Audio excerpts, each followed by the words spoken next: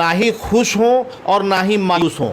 ये सब आपस में विरोध फैलाने वाली बात है, आपस में उलझाने वाली बात है, इसलिए कि सामने 2024 का चुनाव है। इस तरीके की सारी सरगर्मियां जब होती है जब चुनावी माहौल शुरू होता है। 2014 में सरकार अगर मोदी जी ने बनाया तो सिर्फ और सिर्फ इसी चीज़ पे बनाया, पेट्रोल, डीजल, गैस, प्याज, ये महंगाई, ये तीन चीज़ों का मुद्दा उन्होंने रखा था। आज आप बताइए ना, ये तीनों चीज़ कम है कि उससे ज़्यादा महंगाई है। तो एक तरफ अगर नीतीश जी चाबी लेके बैठे हैं और उसका दूसरा चाबी हमारे तेजस्वी जी लेके बैठे हैं, तो हमको लगता है कि अगर फर्स्ट चाबी नीतीश जी के पास है तो सेकंड चाबी हमारे किसी मुस्लिम समुदाय के हाथ में होना चाहिए था। तो क्यों नहीं है? तो हिंदू मुस्लिम भाईचारा इतनी मजबूत रही है, तो मजबूती का देन था कि उस वक्त जो है जातीय जनगणना नहीं हुआ। मगर आज हम लोग बातों में उलझने लगे, टूटने लगे, तो हम लोगों को तरह तरह के लॉलीपॉप दे करके उलझाया जा रहा है।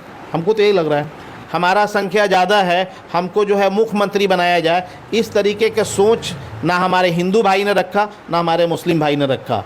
उन्होंने सिर्फ एक ही चीज़ को वोट किया कि हमारे बिहार के अंदर शांति कैसे मिले, हमारे बिहार को तरक्की कैसे मिले। तो आज भी चंपारण का दुर्दशा वही है, बापू का कहा जाने वाला चंपारण, आज भी उसकी हालत आप देखेंगे तो हम क्या देखेंगे। आप भी चंपारण से बिलोंग करते हैं, आपको भी पता है कि जो हालत पहले थी वो बद से बदतर आज भी है। अगर हम चंपारण वासी अपने आँख का, अपने कान का, अपने दिमाग का पर्दा अगर हटा दें तो मैं दावे के साथ कह सकता हूं कि चंपारण बदलने में टाइम नहीं लगेगा। बिहार में जातीय जनगणना की रिपोर्ट आने के बाद राजनीतिक गलियारों में हलचल मच चुकी है। बहुत सारी पार्टियां इसका समर्थन कर रही है तो बहुत सारी पार्टियां इसका विरोध भी कर रही है। हालांकि देखा जाए तो इस जनगणना में सबसे बेसी बिहार में यादवों की संख्या को बताई गई, यानी कि 14% यादव है।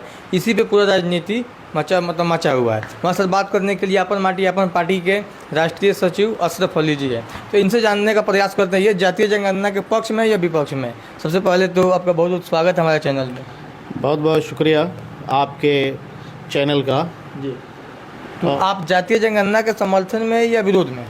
देखिए, जातीय जनगणना की बात आप जो कर रहे हैं जी, तो आपको मैं बता दूं कि 2014 से लेकर अभी तक, यानी जब से सत्ता में हमारे प्रधानमंत्री मोदी जी आए हैं, आप भी बेहतर जानते हैं, आप पत्रकार हैं, आपके सामने डेली जो है एक न एक इंटरव्यू के लिए लोग आते ही होंगे।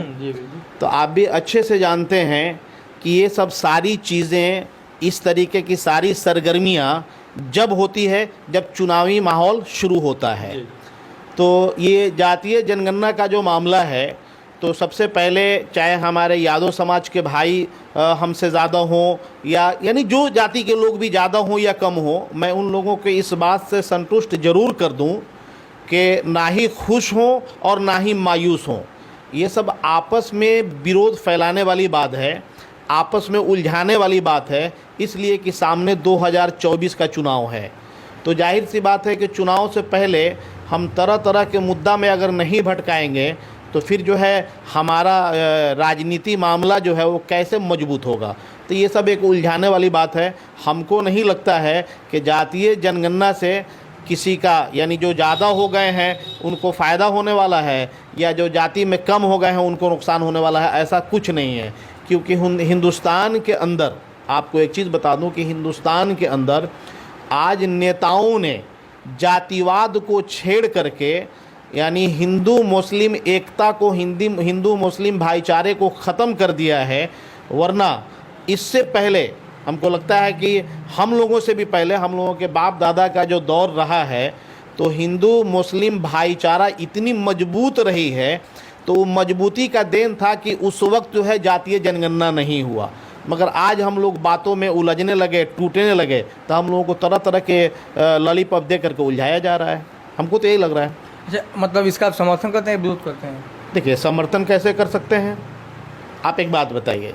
चलिए, मैं आपन माटी आपन पार्टी के तरफ से अगर मैं जातीय जनगणना का सपोर्ट अगर कर भी देता हूँ, चलिए मान लीजिए कि मैंने समर्थन दे दिया, तो क्या आपको लगता है कि हाँ ये हम लोग जो एक तरफ नारा लगाए बैठे हैं हिंदू मुस्लिम भाईचारे का और जातीय जनगणना का सपोर्ट करके 2024 में फिर जो है उनके मिशन को मैं कामयाब कर दूं, तो ये नहीं हो सकता है। 2014 में सरकार अगर मोदी जी ने बनाया तो सिर्फ और सिर्फ इसी चीज़ पे बनाया, पेट्रोल, डीजल, गैस, प्याज, ये महंगाई, ये 3 चीज़ों का मुद्दा उन्होंने रखा था। आज आप बताइए ना, ये तीनों चीज़ कम है कि उससे ज़्यादा महंगाई है, कहीं उससे ज़्यादा है।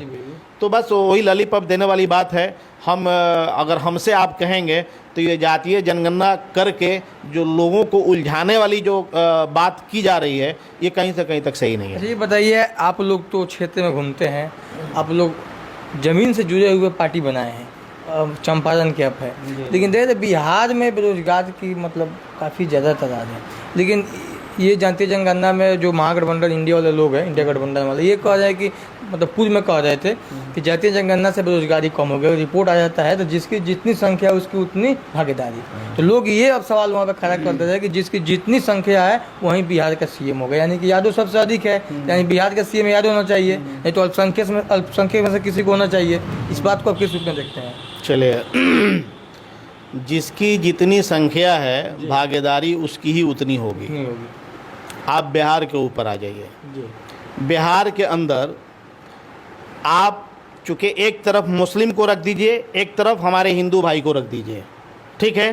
तो आप अगर इस तरीके से रखेंगे तो भागीदारी तो हमारी होनी चाहिए भाई, जी, है। मुस्लिम का संख्या आप अगर उठा करके देखें, मैं मुस्लिम में फिर जातिवाद में नहीं कर रहा हूँ, जी, जी। चाहे वो हमारे